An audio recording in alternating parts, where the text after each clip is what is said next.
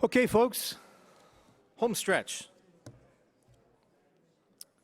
Thank you all for being such a great group. I hope you've had a great discussion today. I know that I've enjoyed the discussion. I hope you have today, and you've contributed mightily. And here's your last chance to contribute as we're going to go around to some tables. I'm going to try and pick some tables that I didn't call in the first session. We'll see how far we go at this time. The microphones are at the ready. I'm sure you've all picked someone ready to chat and report back. Let's start with table number 4. The 4s are on which side? 4's over there. There we go. 4's on that side. Yeah. I'll just go out here now. Yeah. Okay. So the first question was, what advice on priorities would you give the Minister of ISED, and why? So it was kind of in line with what we just heard on the panel, but essentially that you need to come up with a comprehensive digital strategy with respect to the money that's been earmarked. We need a definition of minimum universal access, which I think we're trying to come up with. There should be financial incentives for private industries to serve isolated communities, which I think is trying to be worked out.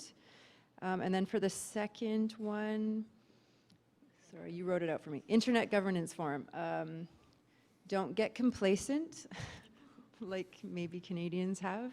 And second, market forces may not be the best methods for determining strategy. 3, focus education on creating content and services and not merely consumption.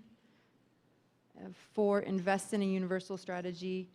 5, tie internet access to all other infrastructure builds. Somebody mentioned about in Europe when they dig it and they put a shovel in the ground, they lay pipe. And that was our discussion amongst other things. Okay, excellent. In fact, that's interesting to hear you say that last point. I was just having discussion at the break as we watched the government roll out billions for, hard infrastructure, pipes, bridges, whatever. Maybe they will write a little spec in the program, lay pipe, lay conduit, do something techie with that. So that's some good advice. Thank you. That was table 4. Table 13. 13? At the back in the corner as well. Okay, so for the priorities we thought were important. The first one was education, so kind of making education available over the course of someone's life. So for people at any stage in their lives, being able to access learning this, removing or kind of addressing the gender bias that is present, because it's generally geared towards males. This kind of education is geared towards males, and it's very difficult for women and girls to get into it. Ensuring access to infrastructure and affordability of programs teaching this. Another thing was defining and kind of articulating the requirements of skills and what kind of career paths are available to people if they have these skills, or what kind of skills required to get to a career. Co-op program models. Yeah, programs and money available if you get into this program, what money is available to you if you need help. Yeah. Another thing is to embrace open source as a priority as part of the ongoing strategy.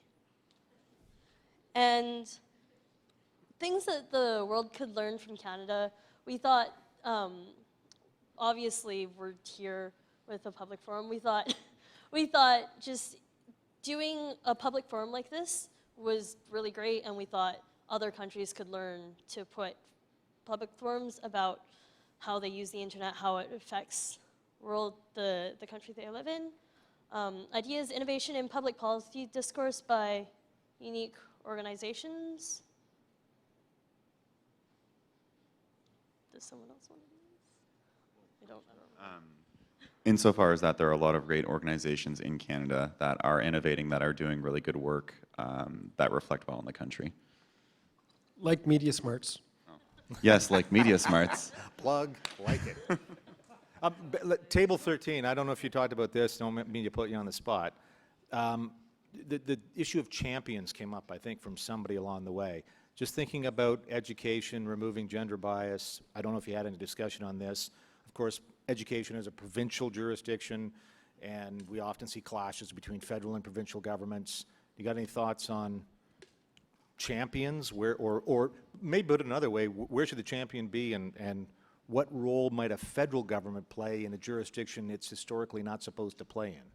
So if people haven't picked up yet, I work for Media Smarts. Okay. And this is an issue that we talk about a lot in terms of a digital literacy strategy nationally.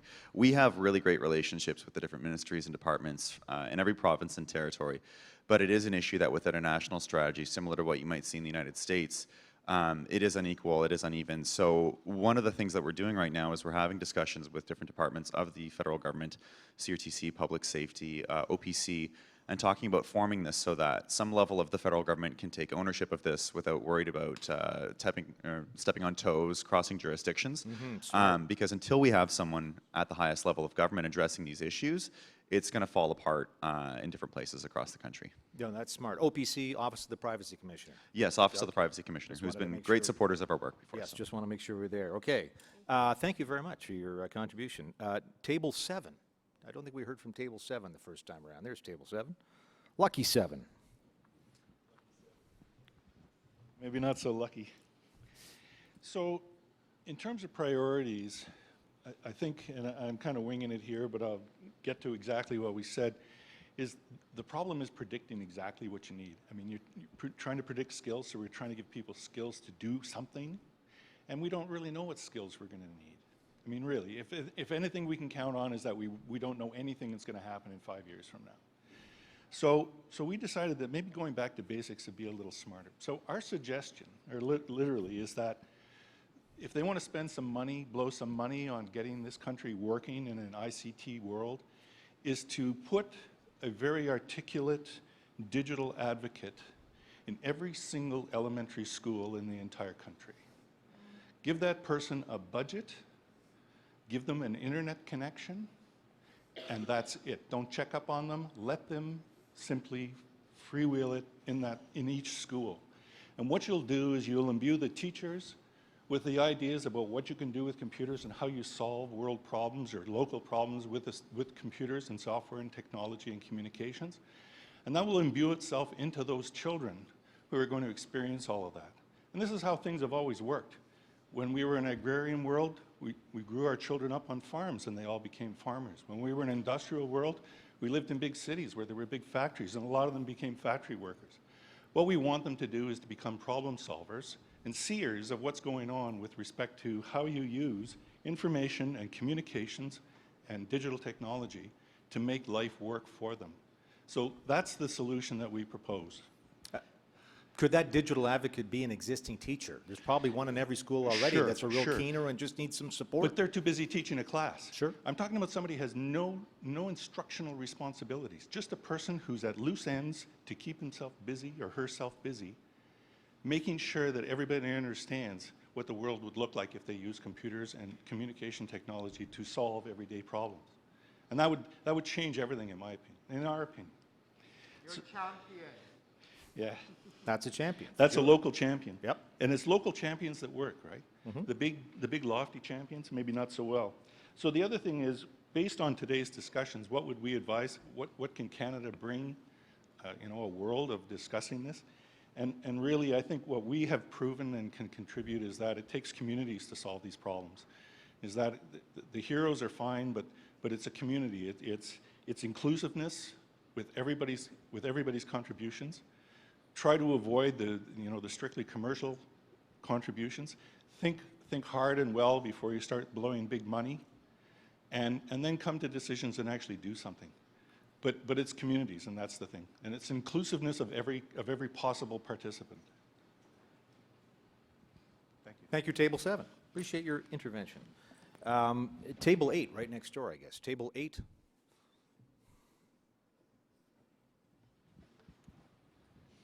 Hi, table 8. Are we the last table? Huh? Oh, there might be one more, I think. Yeah. Okay. On the first issue, priorities, we decided that as Canadians, we're not prepared to drop a focus on those who don't have coverage, that should be still a priority to make sure all of our regions, rural and remote regions, that people are all connected. And on top of that, there really does have to be a long-term strategy for the digital economy. There's been a number of attempts, governments in the last few years, to develop such a strategy, and then they've been dropped halfway through, and perhaps this current government will actually do it and follow through with it, because this is really one of the reasons why we've fallen off the table the way we have, I think. We need to also, within that strategy, make sure we discuss the skills issue. Skills transfer is an issue. Learning new skills, deciding what new skills need to be considered, and the issue of lifelong learning, which of course, you know, people have been talking about since the early 90s. It's not a new issue, but it does need to constantly be brought up. And I think people almost grow up with the idea that school doesn't end now at grade 12 or after your first degree. We also have to focus on an advanced Canadian infrastructure. Our infrastructure, some people at the table say we don't have one. Maybe we have some kind of infrastructure, but a really good advanced infrastructure, as the countries have who are way up high on the list. We do not have, and we should be focusing on that. So those are the priorities. With respect to what we could say to the IGF, we think that maybe there are things that we can learn from the developing world as well, that we should not always be us telling them what might be a good idea. They have things to teach us, and also that there are lots of communities in this country that if we really go and look at what they're doing, they can teach, we can learn a lot from that. I'm specifically thinking of Indigenous communities.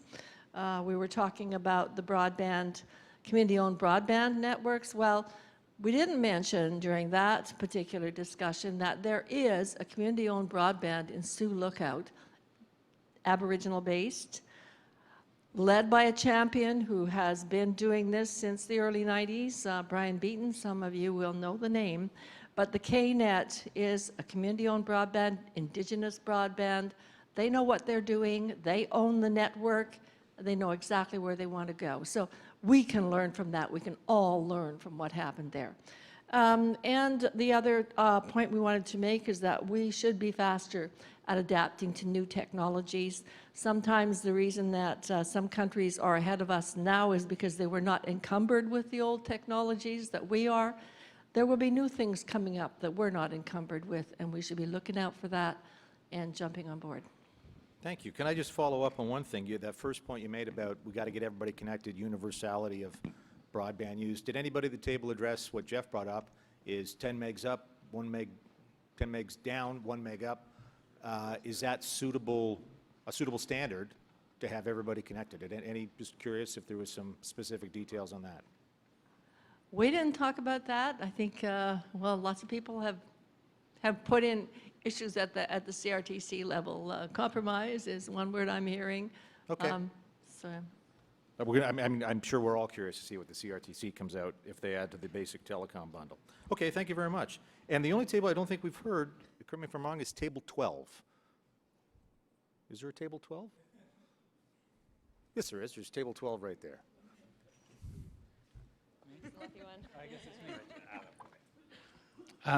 So I would say that nearly everything we spoke about was brought up by Table 4 at the very first summary, so good job.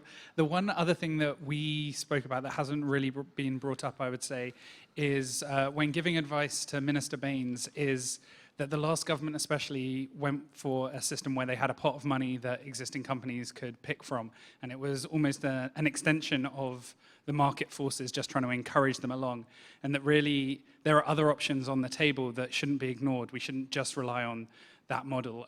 For example, there's CRTC powers, there's licensing rules attached to spectrum auctions, and even if you wanted to go much further, looking at the municipal model in Coquitlam, you could even have the federal government start building out spectrum allocations and then having them rent them to private companies.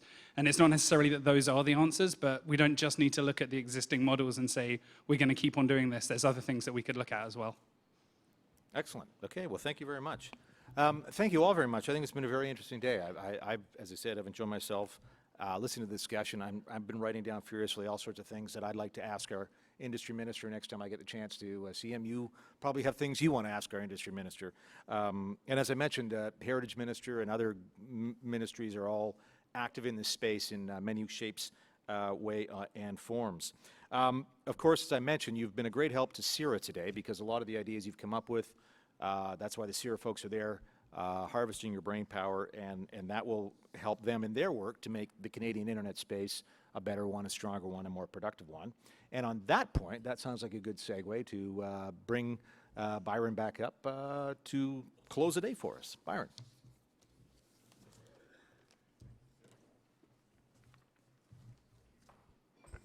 Well, thank you very much, David. Like last year, you did a fantastic job in moderating, so please, everybody.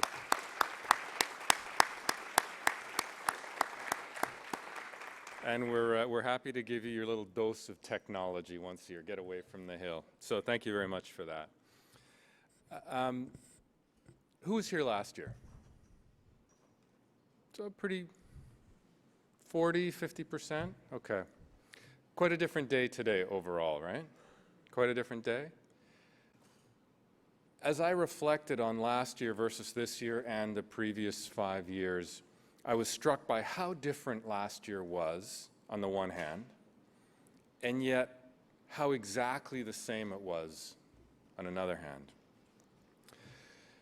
Last year, we took a deep dive into global internet governance because it was the topical issue of the time for the internet. Who was going to have the authority to oversee the internet?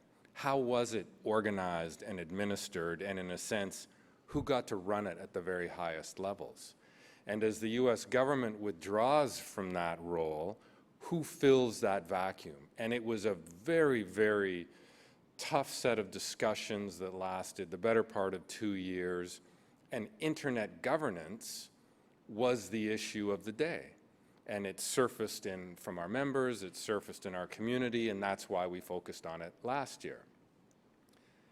Now, what on earth does the arcane subject of global internet governance have to do with what we talked about today? Which I thought, as I listened to today, was really interesting, really relevant, dealt with a whole range of issues all tied to the internet in Canada.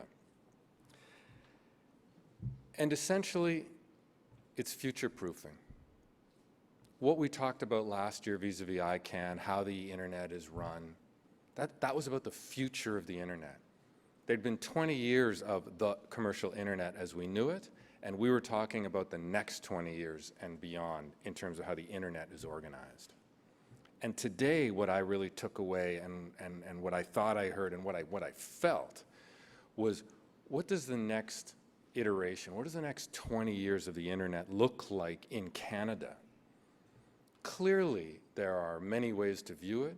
There are, without a doubt, a significant range of major challenges. But I was also encouraged as we went through our own data, as we went through the OECD's data, that, that almost the better part of 20-year decline in our ranking. In 1998, the OECD Ministerial on the Digital Economy, the first one, was held in Ottawa. And we ranked 1, 2, or 3 on almost every metric there. Fast forward, poetic license, the better part of 20 years.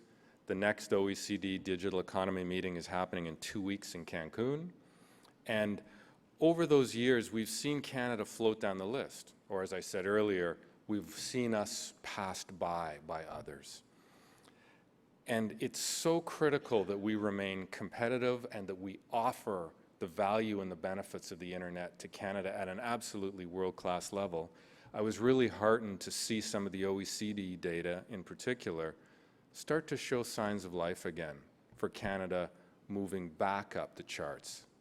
Now, I still think we have a lot of work to do, and discussions like today help bring folks who are like-minded in that we have a passion and belief in the power of the internet, brings us together to have those conversations. But I'm encouraged that we're starting to see some positive momentum on our relative status vis-a-vis the internet in the global ecosystem.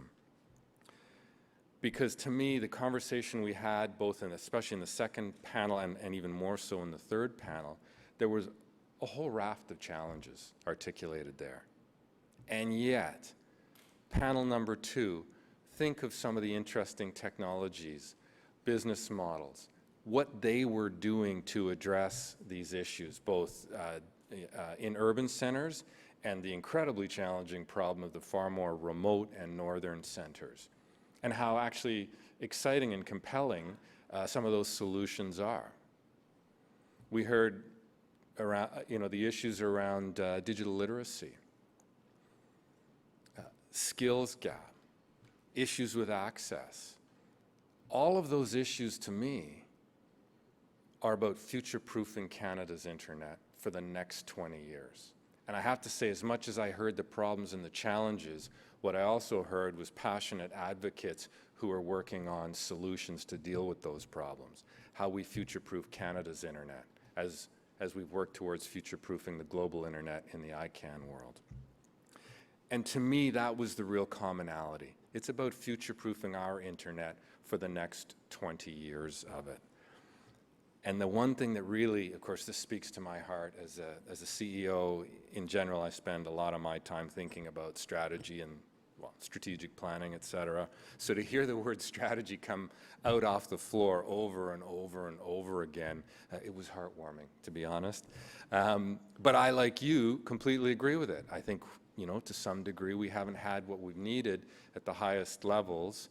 And I don't say that to be a critique of government per se, but I say it because I've watched as Sweden and South Korea, who were at the bottom of those OECD tables in the '98 ministerial meeting here in Ottawa, their governments put forward bold and audacious strategies. And they worked those strategies with tactics and money for the better part of a decade. And where are they now? 1, 2, or 3 across the board. South Korea and Sweden, both with very different geographies than us, but both with very tough geographies as well. Anybody been to Sweden? It's a long rock with a lot of trees and not very many people. Sound familiar? Right? Literally, it's just it's kind of a smaller version of us.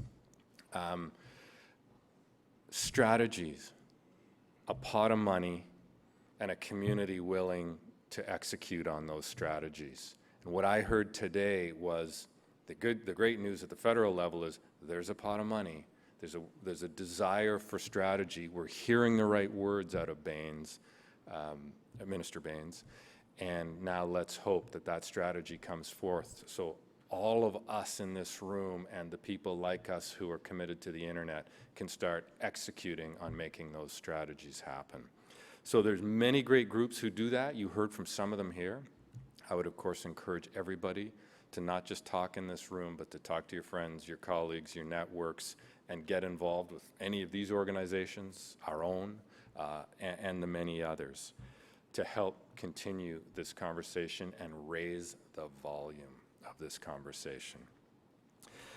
Where do we go from here? To begin with, my team will draft a report. We'll try to synthesize everything we've heard here today, which is no mean feat, to try to pull all these threads together and put that report back out for public availability within the next month or so. There's a lot of threads here to pull together, but something like that. And of course, all the panels we put up on YouTube, so if you want to share them, please, I encourage you to share them. If there was something you thought that was particularly germane, you want to see it again, you can certainly do that. And that's will all be up on our YouTube channel. We will most definitely be taking what we've heard here back to our interactions with the Canadian government and certainly our interactions at the Internet Governance Forum writ large, which is coming up later this fall. In terms of how you can continue to participate, the hashtag, you can still use the hashtag CIRA-IF. That conversation still goes on, and you can sign up for Canadian Internet Forum newsletter. So lots of ways to continue to participate with this environment, but of course, make sure you go and participate out in your networks. And finally, I'd like to say a big thanks to our presenters and of course, all of our panelists, the folks who summarize the panels, et cetera. And in that context, our real partners in today's activity, which was Canada's Digital Policy Forum and ISOC, the Canadian chapter, and of course the Department of Innovation, Science and Economic Development. I'm still working on that one. Industry Canada dies hard for me. All of those folks have helped us convene, I think, a very interesting meeting today. And I would also like to thank our sponsors. You know, CIRA can't put this on alone year after year after year, so our sponsors are absolutely critical to us. And to that end, they're in your package, but I'd like to acknowledge Splunk, which, and I am going to speak to them just for a second. Splunk is an application that helps us drill down into the data and see what's happened, and particularly when you run DNS, where we're resolving the better part of 1 billion queries a day, and there's bad actors and malicious actors and things go wrong in there. Splunk is our mining tool that helps us see the patterns and then start to understand the patterns so then we can defend and be proactive against what Splunk helps us find. Scalar is one of our key providers of technology. Palo Alto is our firewall, so these are massive, unbelievably sophisticated telco-grade firewalls. They are what defend us day and night, and when I say us, I mean all of us, because they help defend .ca. F5, load balancers, keep things running.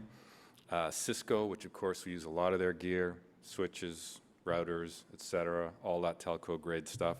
CompuCom and CDW, both real providers to us that help support us, and I mean really truly help support the organization to deliver the world-class robust service that we do. Web Names, one of our original registrars. In fact, the people who really started .ca started at UBC, and out of that volunteer academic exercise, Web Names was formed as sort of the original registrar and seller of .ca domain names. The Internet Society, as I've mentioned, but both global as well as the Canadian chapter, and ICANN, the Internet Corporation for Assigned Names and Numbers, and finally Torix, who is Canada's biggest and oldest Internet exchange point. And Internet exchange points are absolutely critical to the Internet ecosystem anywhere in the world, and certainly in Canada. IXPs are where the Internet is created. Bits emanate from IXPs. So that is truly where the Internet, in a sense, gets created. And Torix is a great one.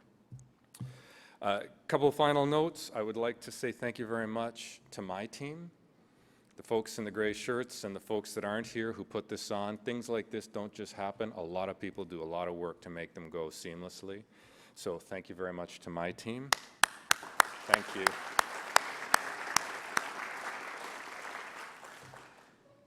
And I'm going to embarrass somebody now, who I'm sure hates it when I do it, but I can't resist.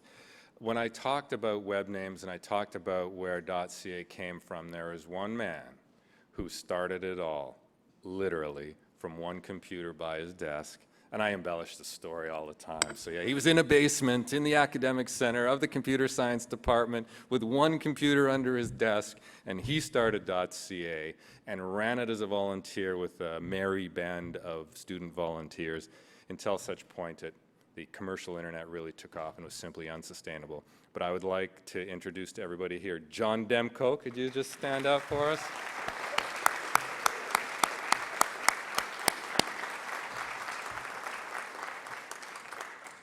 The internet in Canada owes a debt of gratitude to that man and to the team that started .ca. So thank you, John. Thank you, everybody, for your day, all of your brain power, your inputs.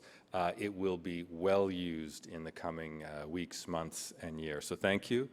We have a reception, so we can continue the conversation in a more informal setting with a beverage in your hand of your choice. It's on the 4th floor, so I have to go up 1 floor, and I look forward to talking with you all there.